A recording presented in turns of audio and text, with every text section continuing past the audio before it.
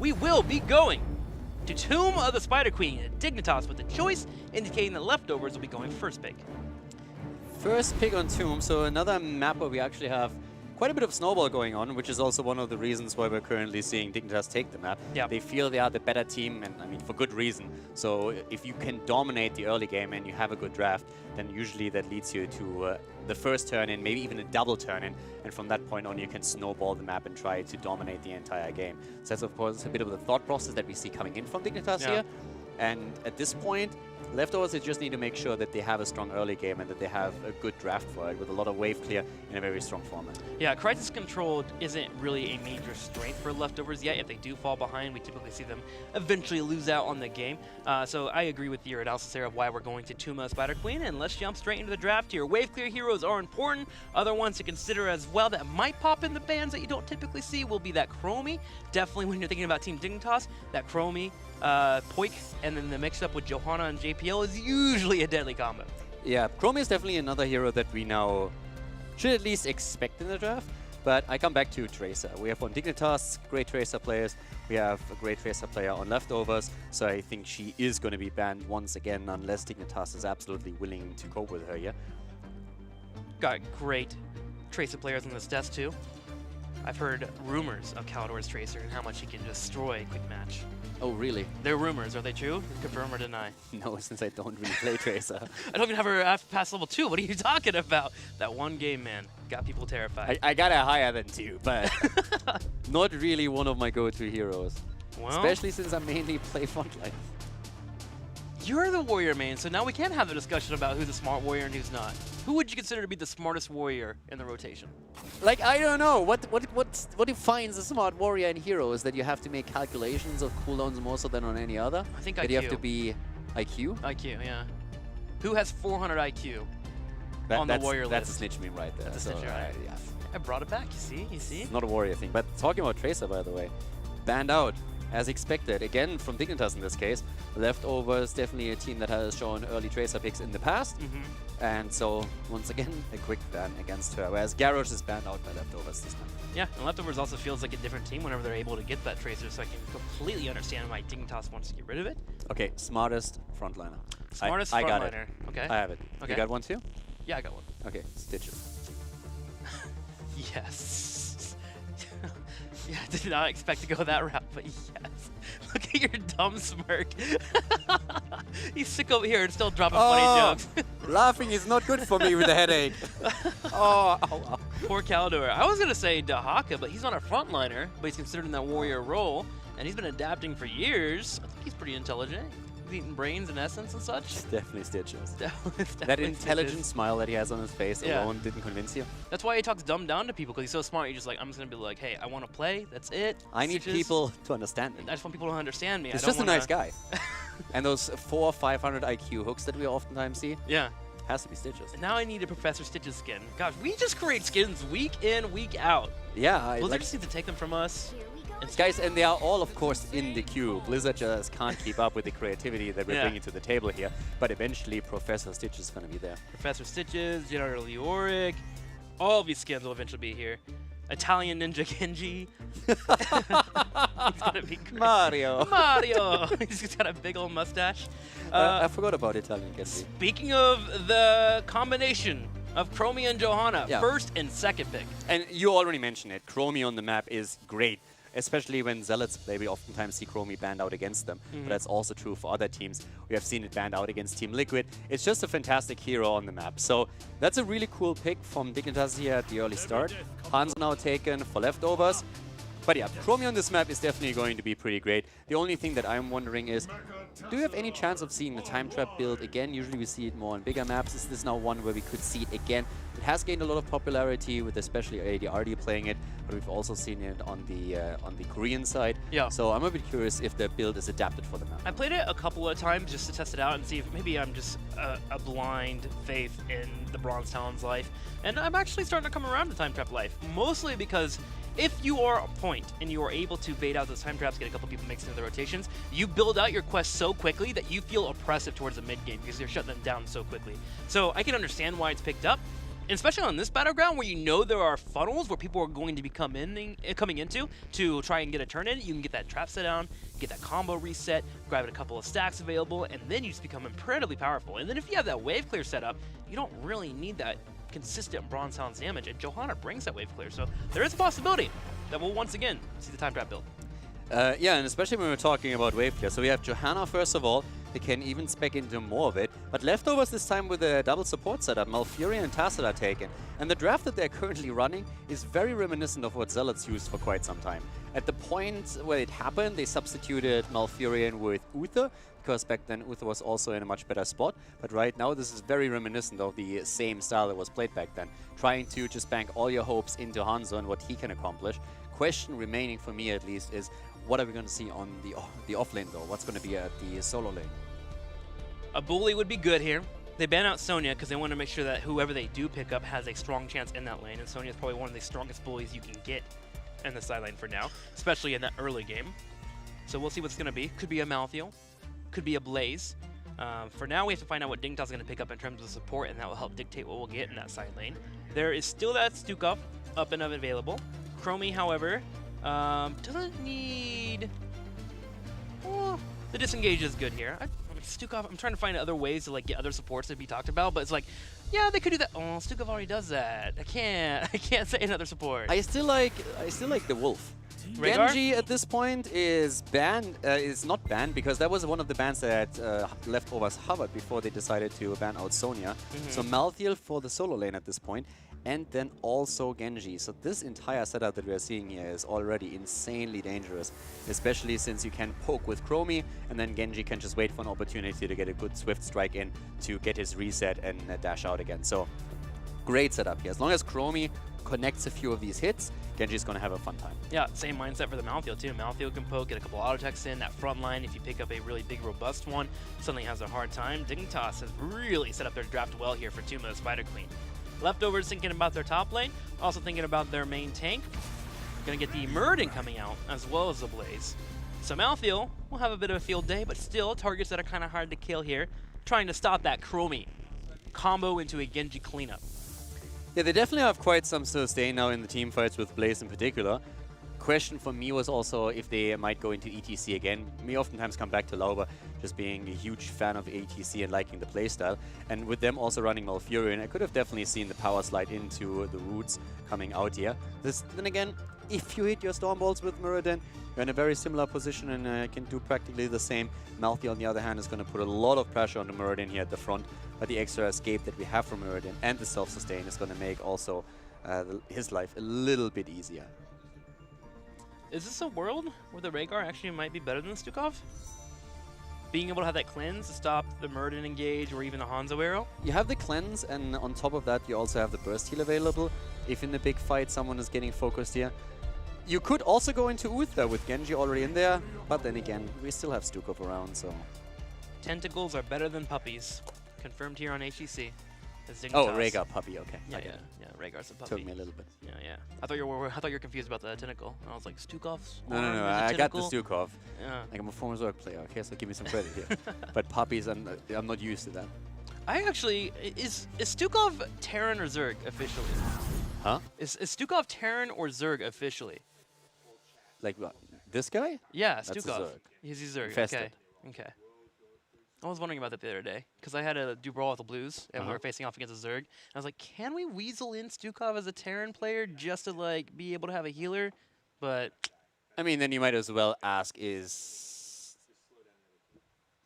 Okay, I'm not a lore guy, but yeah. let's hear your lore counter. No, I'm excited for this. I'm not going to go down there. Like, no, people let's hear it. No, I don't know what I'm talking about, so I'm just like, Stukov is a Zerg, and the rest, I've never wanted to say anything else. That was the only statement I wanted to make. Okay, statement has been made. Yeah. Stukov is a Zerg, and that's actually correct. I did check it on the website. He is officially Zerg. I just wanted to check your knowledge. That's what we do here on HGC. Let's go to game number 2, Tomb of the Spider Queen here. We'll see if the Chromie composition with resets available for Genji will be able to shut down Leftovers here, who are looking to control with that strong front line. Yeah, so Tim cutting me off because before I can go for my lore analogies, I would have loved to drop the knowledge here. But since we can't do that, let's drop a couple of those lineups that we have. To the left side, Leftovers with Poryboss on Blaze, Blake Kidney on Tacita, Lauba on Muradin, linked on Malfurion, and DAB on Hanzo this time. On the right side in the red, JPL and Johanna, Poik on Chromie, Snitch on Genji, Wubby playing Maltheo, and Zalia will be your Stukov. Team Dignitas charging to the middle of the map. This is going to be a really fun one for Dignitas, I feel. This can snowball so hard out of the control of leftovers if they don't pay attention, for the reasons that we pointed out earlier. If they can just poke with Chromie continuously and open up these attacks of Genji, that would be absolutely great. And of course, in this setup that we're having right now, we also see Snitch on Genji, and that's always a really, really fun combo. And with Genji on this map in particular, you have such a great time just roaming between lanes that it's super easy for you to have a huge impact. Yeah, that it is. Being able to harass any target. If they ever get low, Genji can show up, so suddenly they have to play safer in lane. Leftovers trying to do their best here at holding this Chromie train down a little bit. She's already got a couple of stacks. Tomahawker's Pursuit coming in here at level 1 as well. Pretty difficult to pick up on any battleground, but pretty easy to finish. On Tuma, Spider Queen with those regen globes. Just make sure your Johanna is able to grab those for you, and there she does. Zalia and crew trying to kite back and give her room here to work on those stacks. Down at the bot lane now, Polipos actually facing the double setup, and this is exactly what makes Genji so dangerous. He can easily just help out Wubby at the bot lane, and as soon as there's trouble brewing in the mid lane, he can quickly rotate over there. So it forces Blakidney down at this point to help out with some additional wave clear and force the waves back, but it makes it insanely difficult for leftovers to keep up with the wave clear that Dignitas can field, just simply because the constant pressure on the solo lane forces them to shift heroes off, and Genji can just traverse the map way easier than they do. So that setup is going to continue throughout the rest of the early game, and this is really the moment when it becomes, or can become, a little bit difficult for leftovers amongst all of this to also focus on the turn-ins themselves. And Poik has moved into the bronze talent. He is back to playing the best talent in the world there, secondly being the bye-bye talent. So Dignitas changing things up here, and bronze talent's again the reason why it's strong. It's just consistent damage. Even if you're not able to land that sandblast, being able to work with an auto attack to help clear out waves, or even just put a little bit more pressure on that front line is always a treat to have. So don't mind seeing this build, but I will say that time trap build is actually much stronger than I thought it would be. And it's also insanely annoying. Yeah. It's like, especially as a frontliner, you just walk from one trap into another. And as you said once, you have basically a 2-3 minute gap where you can say, okay, boys, I'm going to get a coffee. I'm going to come back when all of this is over. Especially when you get that Endural Anomaly at level 18. Ugh. Yeah, don't get me started. Malthael at this point starting to go for the camp. So starting with the solo camps here pretty early, trying to make sure that he gets the extra pressure onto the mid lane. We already have leftovers taking their own camp. And the timing that we're seeing now for Dignitas, it works extremely well also with the defense at this point. So we're going to see leftovers, actually with the wave that we still have here, and leftovers not killing the last few minions. They stall it out long enough so that camps meet in the middle and not at the tower range of Team Dignitas. Yeah, but with Chromie being able to drop that on that Dragon's Breath, you're able to clear that out pretty quickly, especially with JPL grouping everything together here, and Dignitas will be able to get a little bit of a push as they move in. DAB already working on that Night Aura camp though, trying to clear that up pretty quickly, which Dignitas will notice, and they'll go ahead and try to perform a turn-in, but DAB with a nice arrow here, able to prevent Johanna from turning in. And Lauba immediately sees an opportunity to jump in and jumps into a trap. The Muradin life. Yeah. Thinking you got something there, but always being stopped by something. Sometimes it's Frostmourne, sometimes it's Arthas, sometimes it's a time trap. It's just life, man. Interesting to see that we have now also Kala Celerity taken, so the movement speed that we're seeing on the shield on level 4. No extra armor. It's actually really interesting. I haven't seen that in a long time, but it could really help you out in a lot of the situations if you're trying to disengage, if you're trying to get close enough for a fight. But yeah, definitely a bit of a new nuance that we see. Could be a preference there for Hanzo. Just enjoys being able to back away from the Genji. And just wants that shield to make it stay alive. We'll have to ask him about that if we get the chance. That is definitely a bit of a mix-up. I prefer usually the armor if you're not going to go for that lifesteal. But hey, movement speed's always great too. Also gives you a chance to sidestep any Chromie combos that are coming your way. I don't mind it. Especially against any kind of burst attacks or to help out the front line. I would have really liked to see them go into armor, but movement speed can definitely help out. It's definitely an interesting choice. I can't remember having seen that in HGC Europe at all, to be honest. I think that's the first time that we have the talent here. We're going to go through all this analyzing of the talent. It's all going to come down to a misclick That's how it normally works here at the HGC. Could definitely be. I mean, we had a couple of misclicks in the past already where players came out right after the game and said, might have lost us the game because I mispicked my level 4, because I mispicked my level 7. So nobody, you can't change the talent after you've taken it. So sometimes if you go either for a quick cast and you try to get it with a number, you misclick, or you just like look at it and you just see, I don't know, maybe you're colorblind, you don't see, I don't know. Speaking of a possible misclick, Snitch goes in for a fight here, and they're going to get a kill on Blaze. Xaylia able to help out as well with that silence, and Team Dignitas finds first blood. Yeah, they get a kill against Blaze here, and right now we have Chromia, of course, with her level 10 or her level 8. No matter how many you... Temporal Loop. Yep, there it is. Temporal Loop, and that's actually a fantastic talent for them since there's no cleanse, and there's already the aggression against Malfurion. Trying to get the kill here. Slightly missing out there. Could have had that kill, but... Snitch didn't go in for it, and was probably on cooldown in 7. Oh my god, nice kill here. Hanzo goes in and takes down Chromie. So left over with a counter aggression, getting at least a counter kill after earlier Blaze has died. That auto attack range, always annoying. If you're able to latch onto a target, you're able to pull away a little bit and get that extra range and finish off that arrow. Hanzo able to do so. DAB playing pretty well there in terms of positioning and securing the kill. Snitch, on the other hand, looking to put a little bit of harassment on DAB, but he gets locked down by Lauber, able to escape thanks to Xaylia, who steps up and applies his own attack. That was actually a lot closer than I thought. And Leftovers is doing really well with the turn-ins too. Much better early game from them than I expected it to be. 42 gems already turned in. Now JPL has of course 50 gems just by himself, so if he ever gets close enough to one of the turn-in points, he can make that happen. But Stitch is again in trouble. So is Potipos though. He needs to be careful here, and Xaylia already was trying to lock him down a bit by simply dropping another lurking arm. JPL eating a lot of that spread damage that we're seeing coming out from Hanzo. But Leftovers are really getting aggressive here, and they will confirm that first turn-in. Still need to be a little bit careful here. Chromie has her temporal loop up and available, and will be able to pop out a target if she finds one. However, Leftovers get the turn-in. So we'll have Web Weavers pushing for them first, and they're looking to grab level 10 off this push. Yeah, and that's... I mean, right now, this is actually a great opportunity for Leftovers to get something done here, and I'm pretty amazed by how well they've adapted to this early stage, because I expect the Dignitas to be way farther ahead just simply because of the Genji factor alone. But Snitch had quite some trouble. Whenever he tried to go into for Hanzo, Lauber was usually there to immediately react with the Stormbolt, and then even with the deflect, there was so much damage put on him that it was most of the time just a question of can he survive or not. So very heads-up play by Leftovers in their front line, and Snitch again finds himself in a bit of trouble and is just waiting for his cooldown and gets it, as Lauber was already waiting for him to use his trade to jump over the wall. Yeah, Snitch trying to buy some time there while the rest of his team clears out the Web Weaver, and they'll be able to do so. Dragon Zero also down.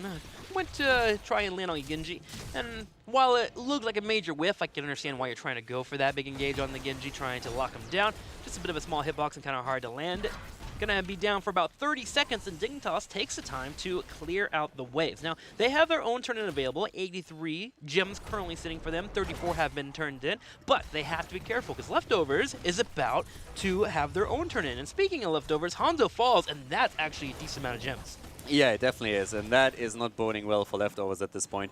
JPL, as we said before, holds enough gems to get a solo turn-in by himself, but in the meantime, we had several members of Dignitas already getting their own gems turned in, so now we have the Web Weaver wave for Dig, and they are starting to heavily invade over to the camp. Now, it's taken by Leftovers in time, but the aggression coming out of Dignitas is once again just pretty strong. I like that aggression there too, because knowing that they just picked off Hanzo and he was spawning, they realized that the corridor strength that Hanzo brings wasn't available. The only one that was pretty much of a threat was Blaze, but he can deal with that damage coming in, and Chromie gets effective. And you also have Stukov himself, who's True. just fantastic with this. Speaking also, of Stukov, yeah, once again, Stukov in trouble, drops the silence. They try to go for the counter kill, but it's actually Malthael and Stukov who both died. Double kill by Leftovers.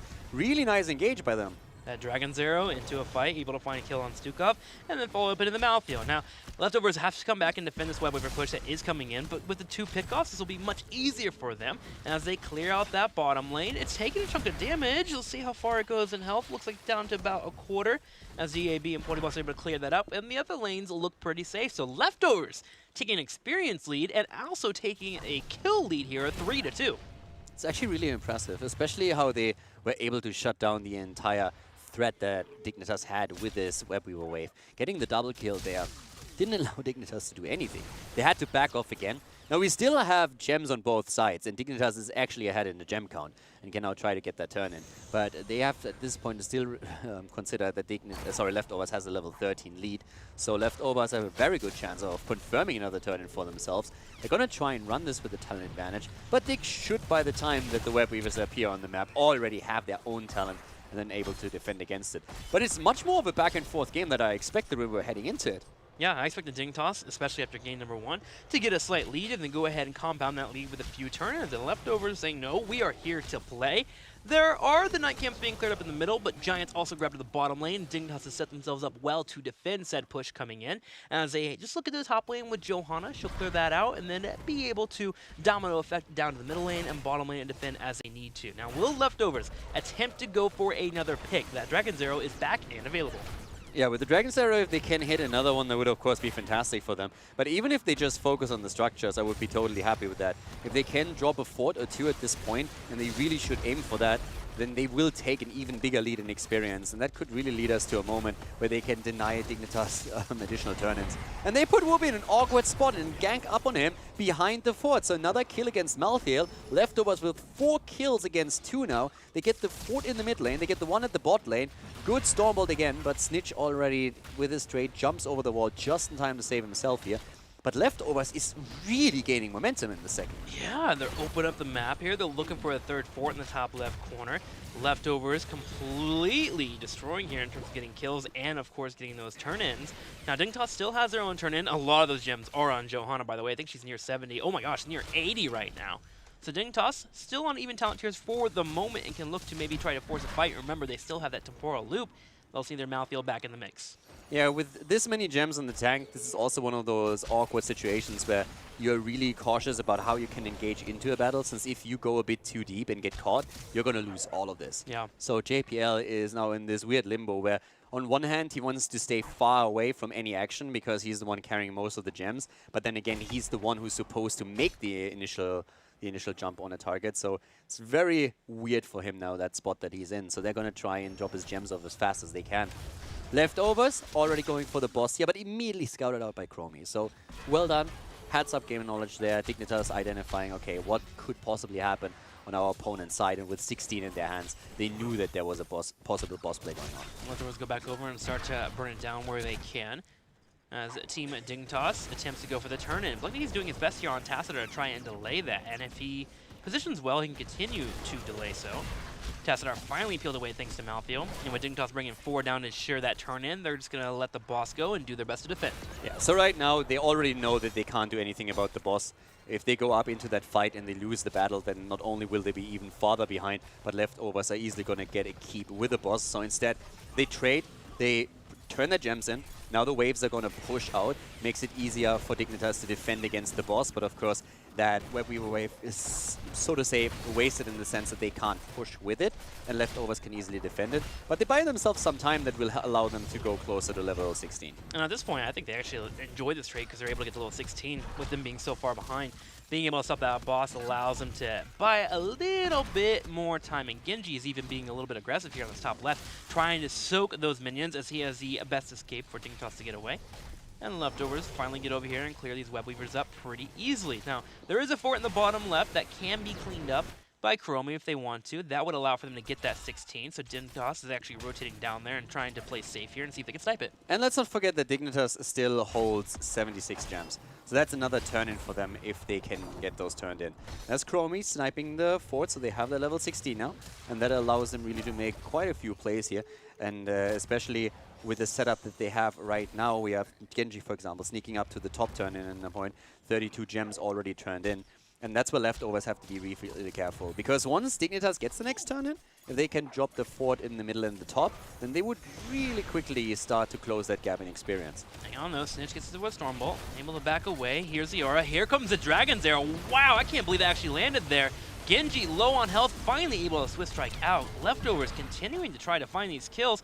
They're not so lucky, but the pinpoint accuracy from Hanzo is really helping out. Yeah, I'm not quite sure if Linked was in position here to drop maybe a root and also make sure that he gets the Twilight Dream out to lock Genji into place, but I think he was a bit too far away. So Genji going for his E and moving out there. not going down. That was a huge problem for Leftovers since they burned quite a few cooldowns for that. And now Dignitas has the upper hand as it starts to come back to the fight over the turning point. So now they're in a really good spot to just poke this out and try to battle for it. A bit problematic is still that one camp in the mid lane, and Lauba is actually going really deep here. Really wants to go for that backline. Already massive shot used against Tassadar. Hanzo is down. Dignitas starting to gain quite a bit of momentum in the setup, especially with Snitch now diving into the backline and trying to take Malfurion down. Boyk on the side here looking for a combo. With the bunker popped up, they're able to dodge on it. Potty trying to turn around and get that kill as Chromie is very low. She's looking quite tasty right now. Here's the last right. It connects, and Blaze also falls. Team Dignitas finding their momentum here as they get that first kill on Hanzo and look for a second. Can they grab a third as they chase Tassadar and Malfurion? Yeah, Dignitas is right now in full chase mode. Snitch nearly falling, but able to move out. The problem is he runs straight into Broccoli, exactly, nearly dies to that. All those storms. Tassadar really trying to get him down, but Snitch survives. Genji moves out. But that was actually fantastic for Dig. 3 kills in total that they grabbed there. And also, of course, the last right, the first stack that we saw for Malthian in this game.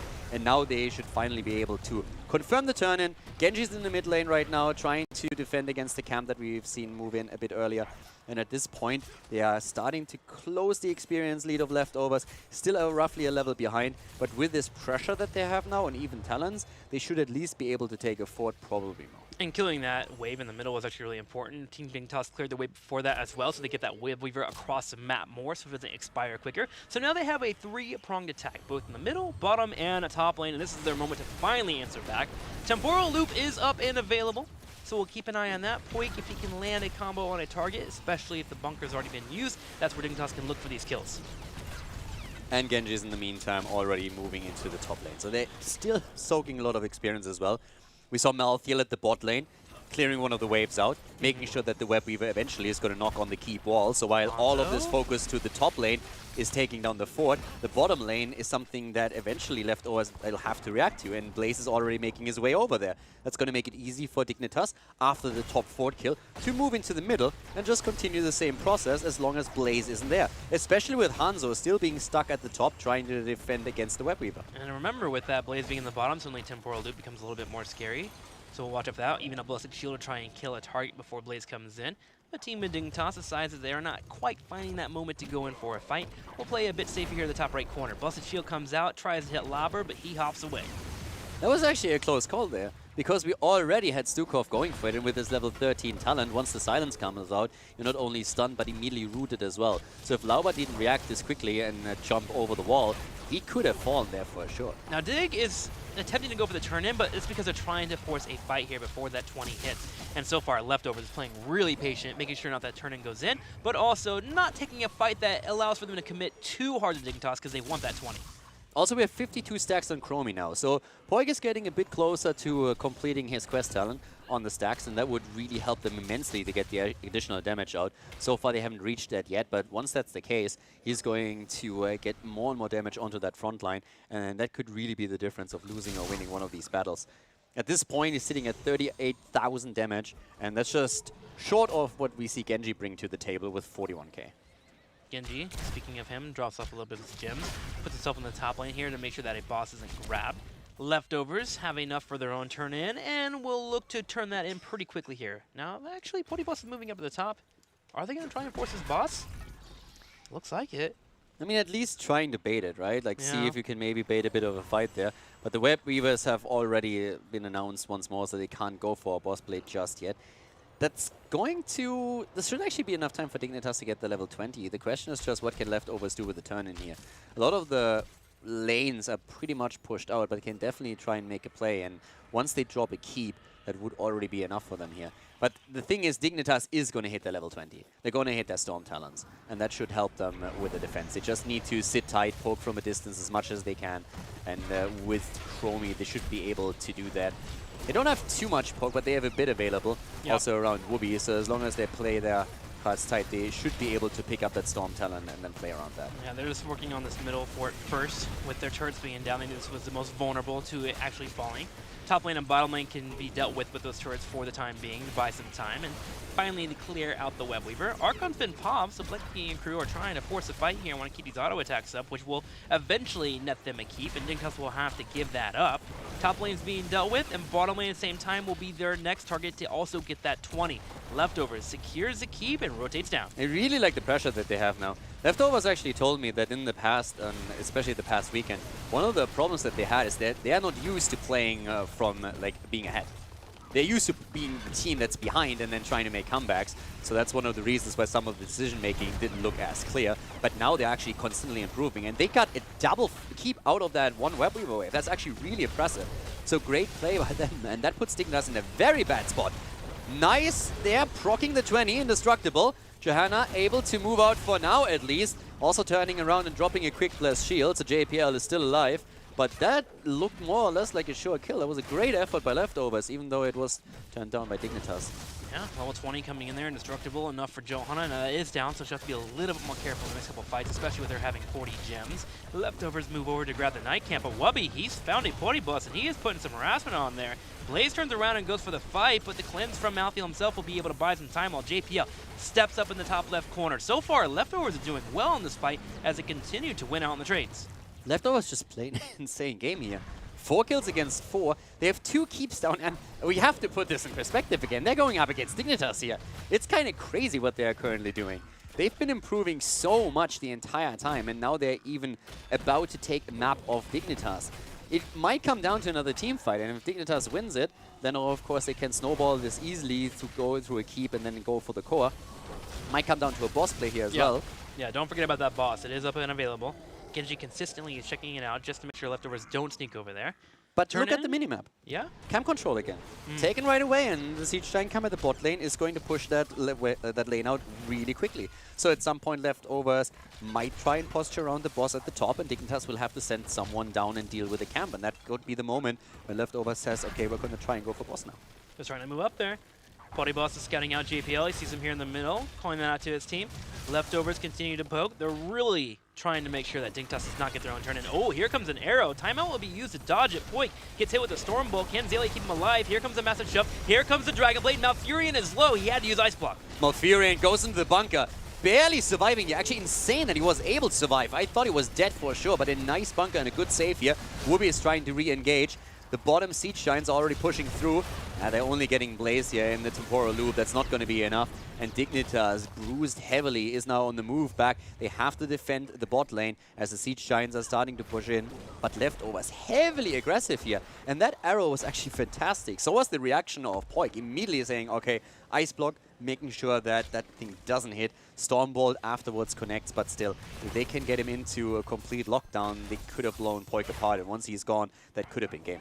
Dignitas sharking around again. They'll have the Blizzard Shield up in 13 seconds, but Lauber doesn't want to give him time. He jumps in, tries to grab a Storm Bolt, missing out on it, but Leftovers continue to show that aggression, staying ahead and trying to keep Dignitas pinched in this top right corner for the mentions that Caldor talked about earlier, getting those catapults on the core. And speaking of catapults on the core, 2 have shown up. Exactly, and that's why Whoopi's already headed to the bottom right. But it's crazy how aggressive Leftovers are right now.